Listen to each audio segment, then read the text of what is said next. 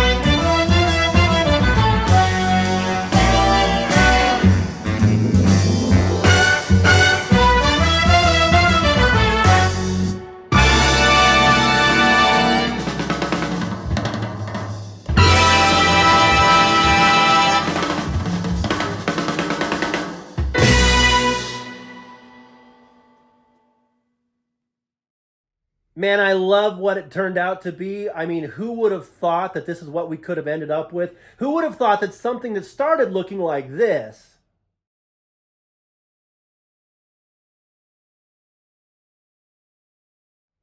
would end up looking like this?